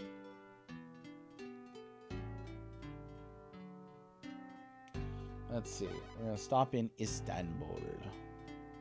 Ah, yes. Elegant accessibility. Yeah, it's a smooth experience with a lot of handy information that is very helpful compared to its predecessor. Now, Uncharted Waters is not on NSO, right? I think only New Horizons is, I think.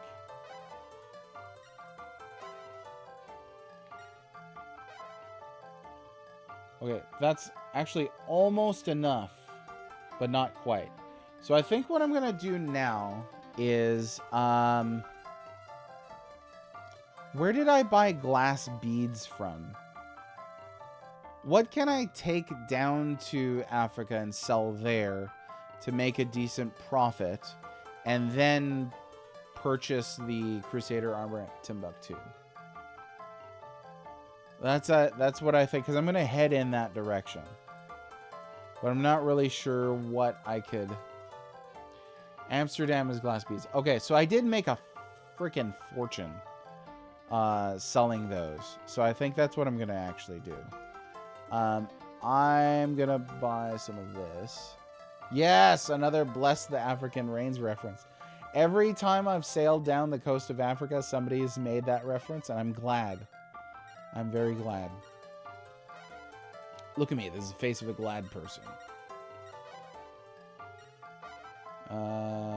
Let's see. We're going to stop this up. Now, if you're going to play this, though, you're going to have to be somebody who can put up with a lot of gameplay that is just menus. Because sometimes that's exactly what it feels like. Let's see. What can I sell? Here's a Ravaging Justice question. What can I buy here that I can sell for high in Amsterdam? Carpet? No, menus aren't always bad. There's nothing intrinsically bad about menus. I think if it's overdone or the UI is not intuitive, overly complex, then that's where it starts getting bad. There's there's an adventuring mechanic on this game where you discover things like the dodo or Komodo dragons or, you know, a cultural artifact, which is pretty neat. Unfortunately, the way to do it is kind of just spamming a menu option over and over again, and it's really not fun. And playing a spreadsheet isn't the insult Zoomers think it is. I've said that on this stream. I don't think I count as a Zoomer. I've always said I'm a Zennial. I fall in between the Gen X and the Millennial. Let's see. So I could probably sell carpet here up in Amsterdam. I'm gonna take a gamble. A Zooner? Oh my goodness. They keep moving the goalposts, though. That's the only thing. Oh, whoops. They keep moving the goalposts, so it's hard to tell, you know, at any given point in time what generation you fall in. So I picked Zennial because I saw 1985 once, and I was like, yeah, I'll take it. I'll buy that for $1. Yeah, we're going to stock this the heck up.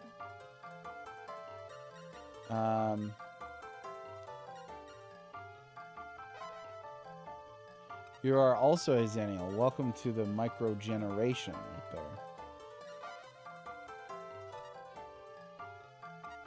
This is the worst music in the game right here. It is a bop that is like 2 seconds long. Okay, there we go. Zennials unite! There it is. There it is. But yeah, despite being an avowed Zennial, I'm still going to say playing a spreadsheet. Count me guilty. Now, what is Zennial now? What is that, like 1984 to 1986 or something like that? 1981 to 1986. I've seen 1980 to 85.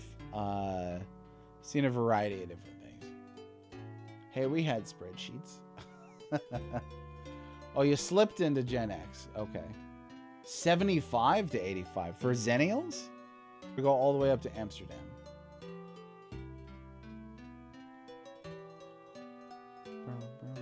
Oh, 79er. Dang, you guys are old. Wow. Let's get to bed, grandpas and grandmas. That's like pot calling the kettle black over here. Let's take a vote. Who do you think is going to age the best in chat right now? Which of us do you think is going to age the best? Let's see. Oh, distinguished, experienced. I like that. Let's see. Amsterdam, right around. Yeah, it's the next one over. The glass beads is a racket. I mean, I feel a little guilty about doing the whole glass beads for gold thing, but it is the 1520s. Better than the human trafficking, so there's that, at least. Let's see. Now, you all want carpet, right? I mean, this is some nice carpet, you guys. Please.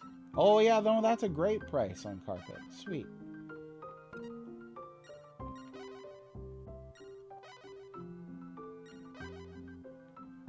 Removed.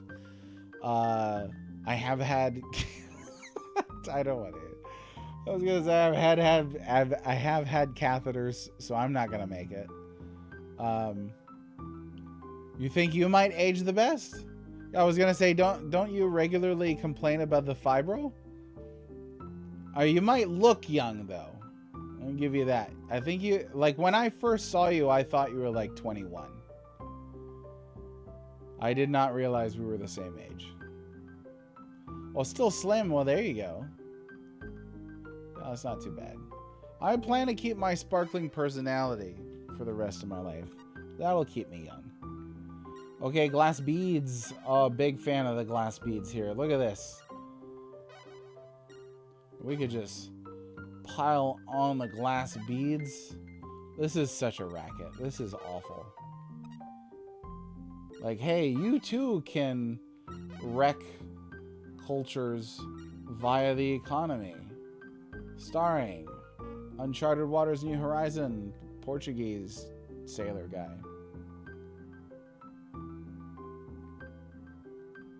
Oh, are we talking full heads of hair now?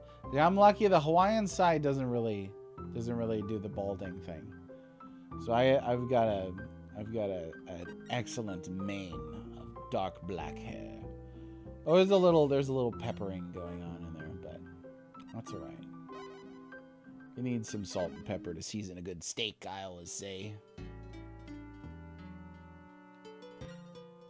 Oh yeah, I wouldn't consider myself old. Like 40, at the cusp of middle age.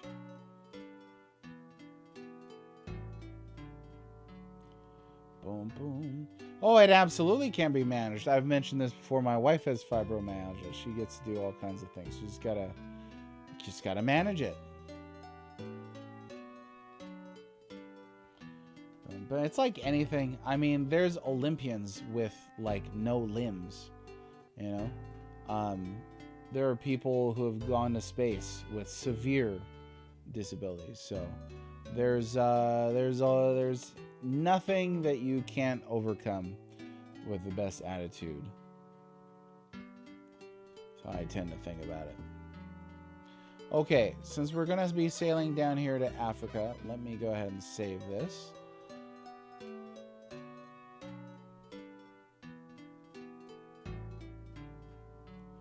And ideally, we're going to be making significant headway in the story today. We've gotten pretty far, I think. And we've got to be like past halfway on this campaign. Campaign really makes it sound like Oh, shoot. Here we go. Really makes it sound like an MMO or something.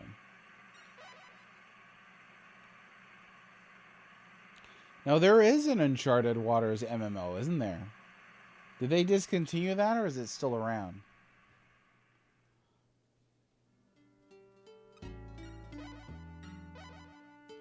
This sort of game absolutely seems like it lends itself to, No! Oh my gosh. Yeah, stop in Bathurst. There we go. Very grindy and dated. Just like Uncharted Waters. It sounds about right. That's the authentic experience.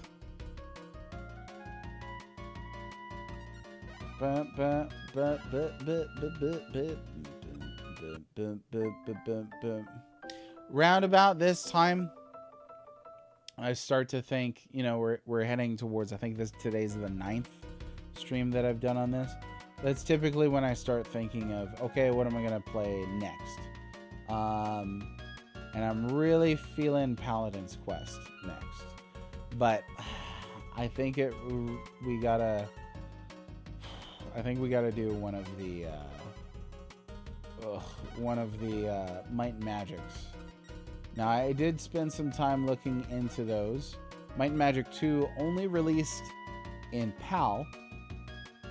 Everybody who says Terranigma is the only one, and it's like, no, it was Terranigma and Might and Magic 2. Unfortunately, both Might and Magic 2 and Might and Magic 3 on Super Nintendo are hideously busted games. They're real unfortunate. It sucks. I mean, that sucks. You've got things like spells not working. You've got, oh, no. You've got, mistranslations. I was like, wasn't this written in English? You've got game-breaking bugs. You could get your save wiped. That sort of thing. That sucks right there. But never smoked, drank coffee. So you've never had coffee? There's a bunch of those other things I've never done. I've never done the bad drugs. I've never been addicted to drugs. Never smoked. I have had alcohol and I have had coffee. I wonder what the longevity contribution is from not getting tattoos. Oh, still raining. I feel like the biggest killer today is going to be processed food. We were kind of talking about this the other day, weren't we? Processed foods. That's a big murderer right there. Yeah, we made it. Coming down the west coast of Africa. This is the definitive west coast of Africa experience. When I talk, I can't hear the music, so I need to be careful about talking.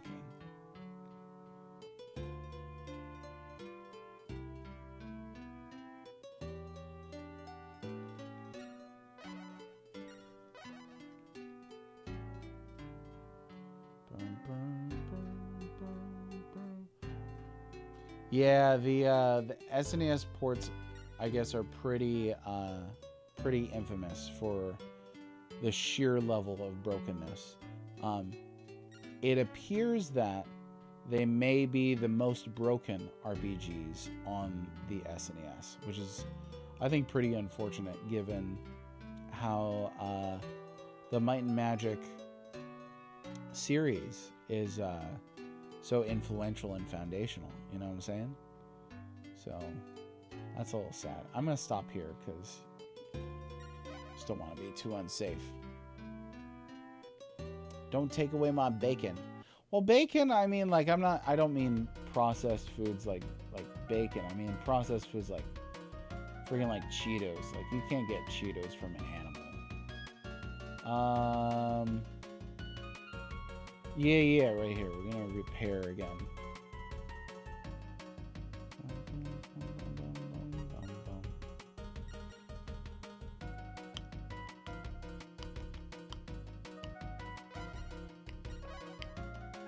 Mono is just a really expensive ship.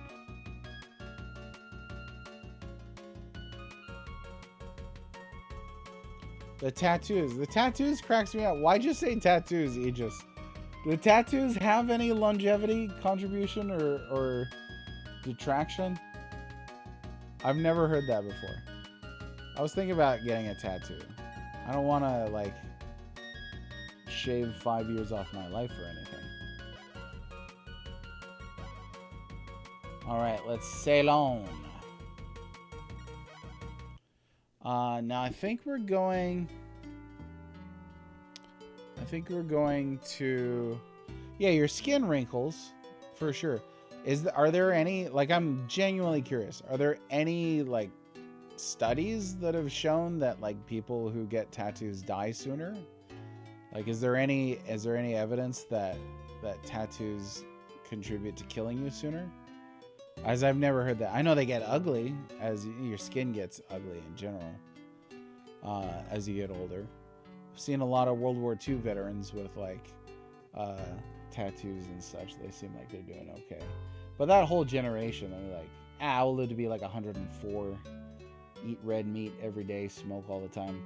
That whole generation, like superheroes. Oh, there you go. So did you just look this up, or did you know this? Because I've honestly never heard this before.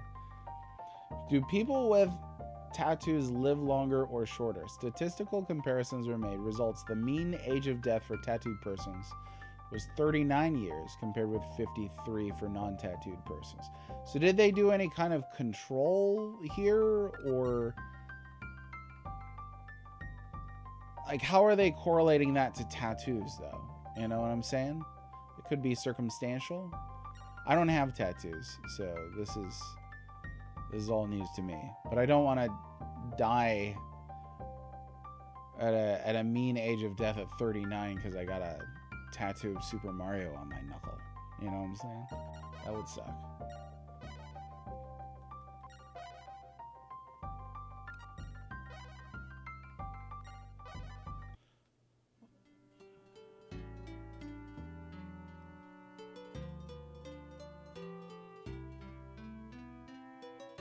Yeah, there could be some correlation with lifestyle for sure. But like what in the actual tattoo itself would equal like a chemical toxicity or something like that? Well, yeah, I can't stop and you have to understand I can't stop and read a scientific journal in the middle of a stream, but I'm asking you because you made the claim. So if you have information off the top of your head, I am all curious to hear it. But I will have to read a journal later, unfortunately. Okay, let me see. Timbuktu. Well, no, am I going to Massawa first or Timbuktu? So Massawa is all the way northeast Africa. Timbuktu is... Oh, shoot, I passed it. Dang nabbit. Alright, we gotta go back. Darn it. It was up one of these rivers. I thought it was on the other side. See, this is what happens when I'm trying to read a scientific journal during a stream. Oh, so I mean, it would be interesting to know, yeah, if tattoos lead to skin cancer. That would be huge. If that's in that article, I'd be very curious to know about it. Because that would be a direct... That would not be correlation, which is what that stat seems to point to. Wouldn't be correlation, that would be like causation. But we all know correlation equals causation anyway. That's one of my favorite. I have a shirt that says that. My favorite phrases.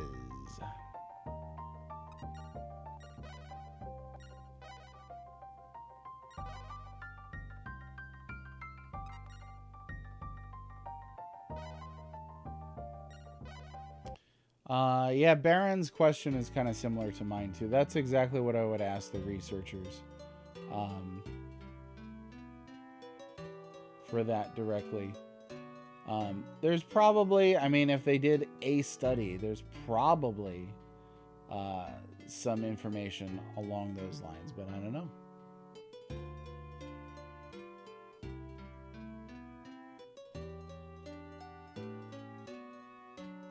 I have an excellent idea. Let's change the subject. So, this game is going to be finishing up soon. I mentioned I would like to play Paladin's Quest. Might and Magic 2 is probably going to be what it is. Now, I would like some brainstorming on what can I do if we do run into a game-breaking save.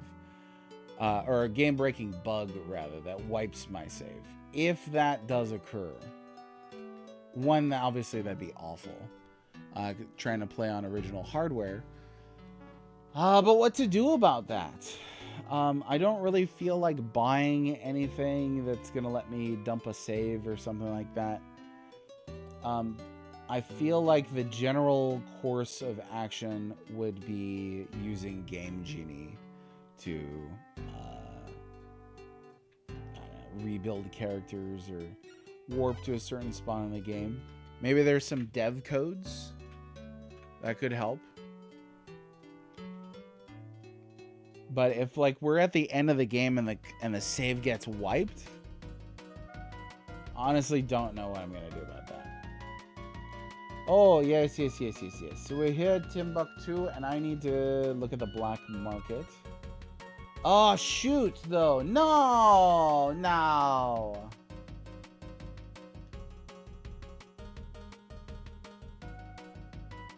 I don't know that I have enough money to buy it right now. We're gonna see. I might not. I might have to sell a few of these glass beads off. Hopefully they're worth something here.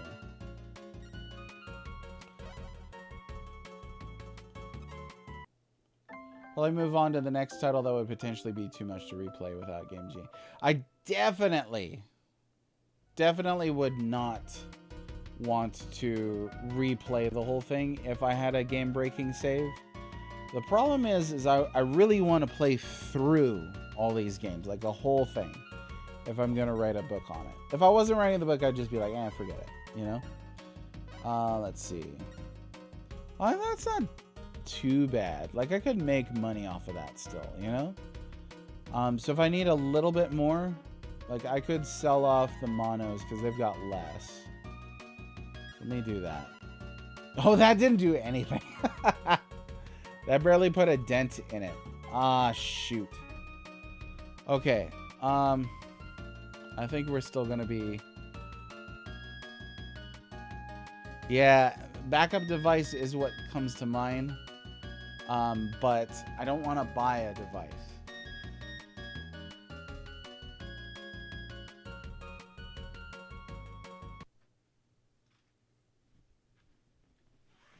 I can't mention details, but after the financial impact of what happened with Volume 1, I think that I really don't want to invest any more finances in this project than I need to. It was already fairly... Oh, shoot. What time is it? I gotta go. You know what? I gotta run. We'll have to do this tomorrow. We'll continue that tomorrow. Yeah, I gotta run. All right, everybody, take care of yourselves, and I'll talk to you later. Bye-bye.